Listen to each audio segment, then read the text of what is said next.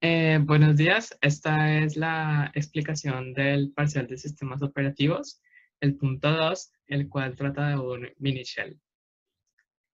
Entonces, vamos a comenzar explicando el main. Entonces, comenzamos con la variable args, bueno, el puntero args, el cual es un arreglo, el cual va a contener los argumentos de la línea de comandos. La siguiente línea es la variable command, el cual es otro arreglo, el cual va a tener la línea de comandos.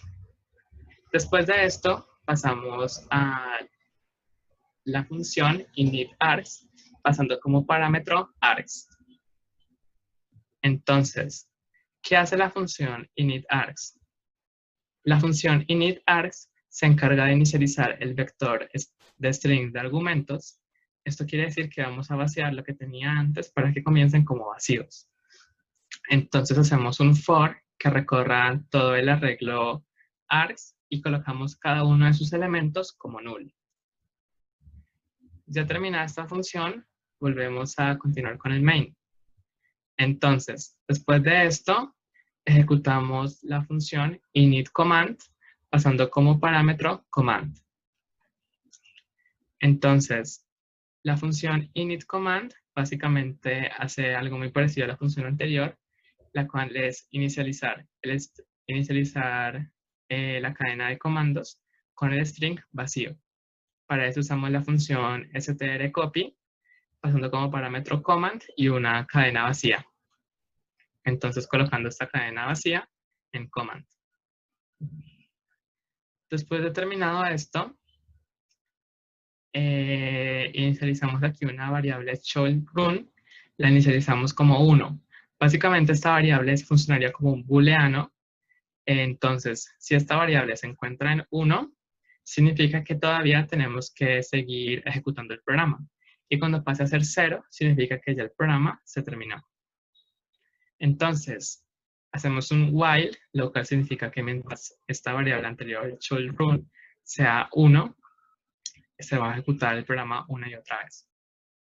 Entonces, primero que todo, hacemos un printf con la cadena OSH, la cual es como un indicativo de que el sistema está escuchando lo que vayas a ingresar. Hacemos un flush para limpiar el buffer de stdout y otro flush para limpiar el buffer de stdin. Entonces, después de esto, procedemos a refrescar los argumentos. Entonces llamamos a la función refrescar args, pasando como parámetro args. Entonces, la función refrescar args se encarga de refrescar los elementos que contenga el arreglo, para lo cual llamamos de nuevo a un for que recorre toda la cadena y mientras lo que se encuentra en la posición args más i, siendo i el puntero del for, lo que se encuentra en esa posición ser diferente a nulo, o sea que hay un valor previamente ahí, entonces hacemos un free en esa posición para liberar el espacio de memoria que se haya asignado anteriormente y pasamos lo que estuviera en esa posición a null. Entonces, en caso de que lo que haya en esa posición si sea un null, se hace un break, porque si ya hay un null ahí, lo siguiente también va a ser null. Y si hiciéramos un free, nos causaría un error. Entonces hacemos un break, terminamos este for y ya se termina esta función. Entonces, volviendo con el main. Después de haber refrescado los argumentos, pasamos a hacer un if, donde se llama la función getEntrada con command.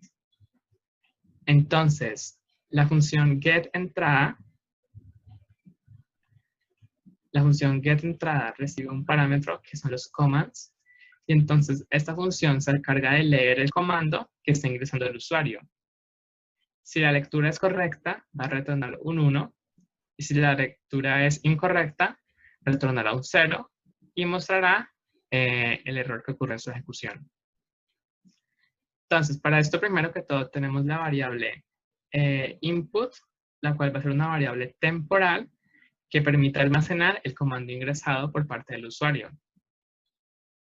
Entonces, primero que todo, hacemos un if en el cual se hace un fgets de input para leer lo que ingresó el usuario. Si este fgets da nulo, significa que el usuario no ingresó correctamente valores, entonces se va a mostrar en pantalla un mensaje de fallo de la lectura de la entrada. Entonces, y se retorna 0, ya que no fue correcta la función, no se le ingresó un valor correcto. Entonces, en caso contrario, o sea, si la entrada fue válida, se pasa ahora a analizar qué se va a hacer. Entonces, hacemos una comparación de que si los primeros 2 caracteres del input fueron los símbolos de exclamación, significa que entonces estamos haciendo, significa que estamos pidiendo el historial. Entonces, en caso de que se esté pidiendo el historial, se pasa a revisar si el command está vacío o no. Entonces, con la función strlen traemos su tamaño. Entonces, si su tamaño es igual a 0, lo cual indicaría que está vacío, se imprime el mensaje de que no existe un historial aún. Y se retorna 0, ya que es considerado un error. De otra manera, o sea, si el comando sí existe, si el arreglo de comando sí tiene valores adentro, entonces se pasan a imprimir todos estos valores. Entonces hacemos un printf con todo lo que está en comando, que sería el historial, y pasamos a retornar 1, ya que esto se considera una lectura correcta. Entonces, si lo que se pidió no fue el historial, hacemos un strcopy colocando en comando lo que estuviera en el input, o sea, lo que se leyó. Y hacemos un return 1 porque esto se considera una lectura correcta. Entonces, con eso termina lo que es el get entrada y volvemos al main. Entonces, si el get entrada devolvió un 1, lo cual significa que sí es una lectura correcta, pasamos a la variable cantargs, la cual va a recibir lo que retorna separar entrada, pasando como parámetros args y command.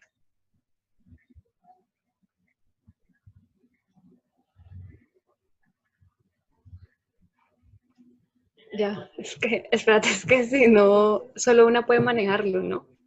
¿No? Creo que sí, si yo lo movía, se me movía el tuyo. Pero bueno, ya, yo quito esto. A ver.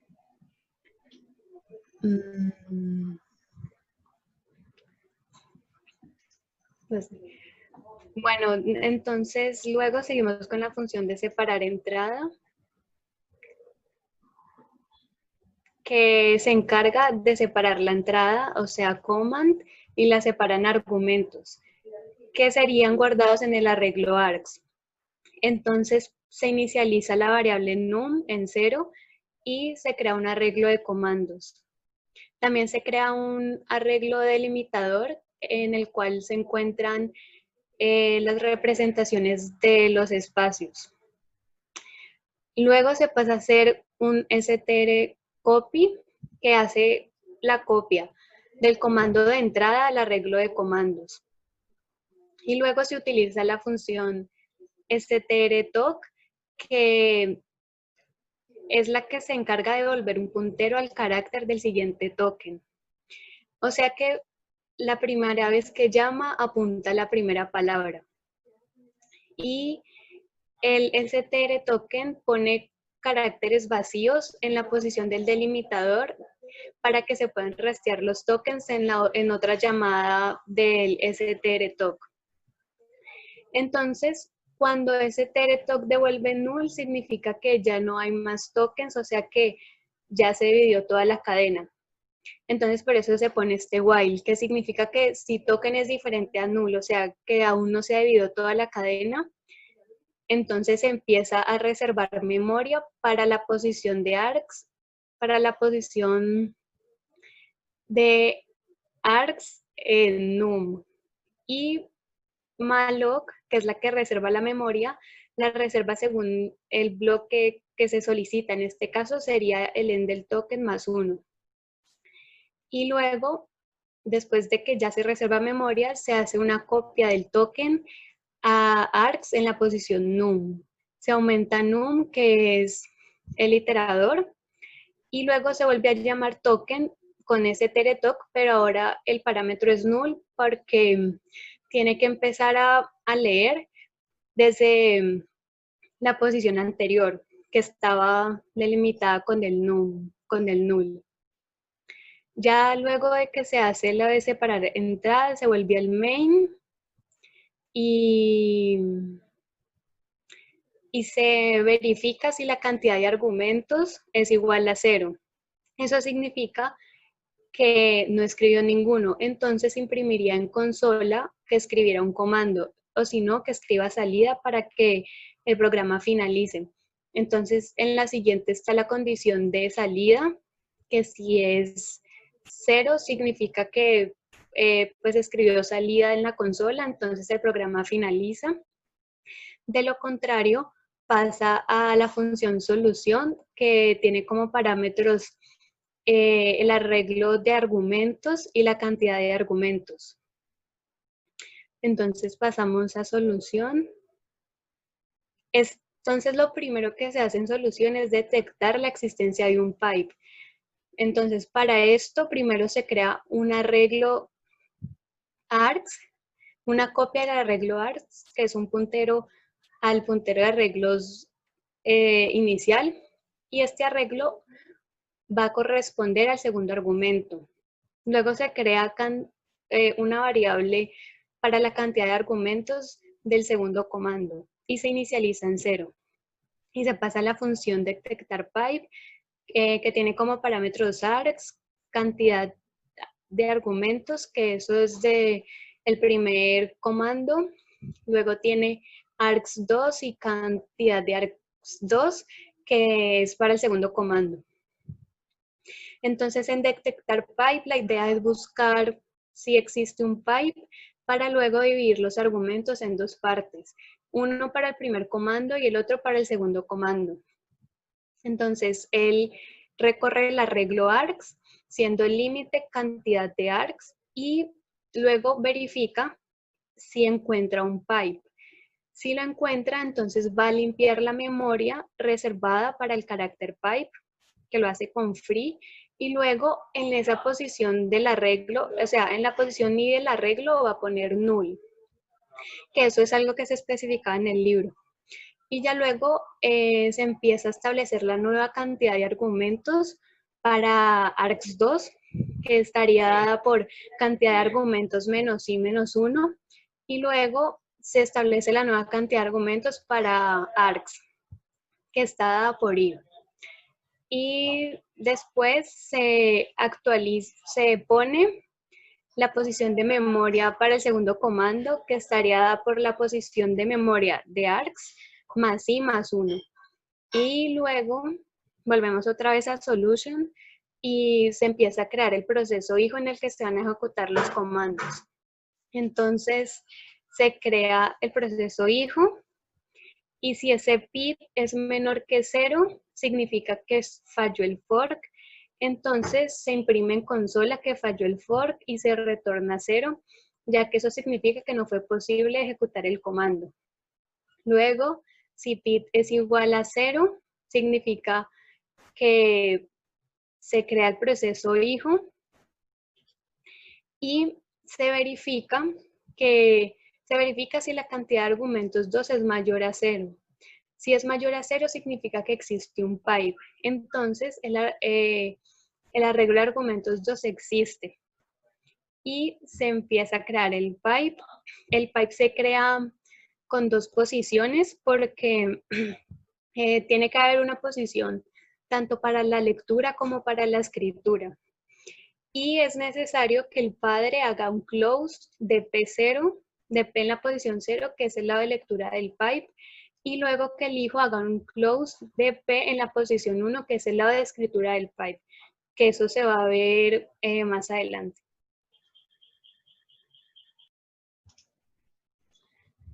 Vale. Entonces, creamos la variable pid2, la cual es de tipo pid10, en la cual vamos a hacer un fork. Entonces, si pid2 es mayor a 0, significa que aquí se va a ejecutar el segundo comando, el que está después del pipe. Entonces, hacemos un close de p en la dirección 1, que es para la escritura. Entonces hacemos un cierre de la escritura, se cierra la escritura. Y hacemos un dub, o sea, un duplicado de p en la posición 0 en stdin file no. stdin file no es la directiva de uso general estándar para lectura. Entonces hacemos un wait para esperar a que se termine la ejecución de los primeros argumentos. Y después de eso pasamos a hacer un exec vp, donde pasamos entonces como parámetros args2 en la posición 0 y args2. Entonces, el exec_vp se encarga de hacer la ejecución. Se pasa como primer parámetro args2 en la posición 0, ya que esta es la ruta del comando, y args2 es un arreglo que contiene los demás comandos y tiene que terminar en null. Después de esto pasamos a hacer close para hacer el cierre de lectura. Entonces hacemos close de p en la posición 0, la posición de lectura, y hacemos un flush de stdin. Entonces, eso era para cuando pid2 es mayor a 0. Pero si pid2 es igual a 0, entonces se va a ejecutar el primer comando, es decir, los argumentos que están antes del pipe. En este caso, se hace un close de lectura. Entonces, hacemos un close de p en la posición 0. Y esta vez duplicamos p en la posición 1. O sea, duplicamos lo que hay en p1, que sería la escritura. Lo duplicamos en stdout file no, la cual igualmente es la directiva de uso general estándar para stdout. Después de esto, hacemos un exec_vp para ejecutar la ruta de comando que se encuentra en args0. Y como segundo parámetro tenemos la lista con el resto de comandos que tienen que terminar en null. Notemos que aquí se hace el exec_vp en args, mientras que anteriormente se hizo fue en args2. Entonces, bueno, después de hacer el exec_vp, hacemos close en la posición 1, la cual es la posición de escritura. Entonces hacemos close p en posición 1 y hacemos un flush para limpiar el buffer de stdin. Entonces flush para limpiar el buffer. Bueno, entonces, en caso de que no exista un pipe, se ejecutan los argumentos. Entonces, en caso de que no haya sido un pipe, se hace un exec_vp con args en la posición 0, que va a ser la ruta del comando, y args, el cual va a ser la lista con los argumentos. Y se pasa a limpiar el buffer igualmente, entonces se hace flush con stdin. Y si el pid era mayor a 0, entonces significa que es el padre y se debe esperar, ya que no se están ejecutando al tiempo. Entonces hacemos un wait para poder esperar. Entonces, eso termina la parte de la solución y volvemos al main. Entonces,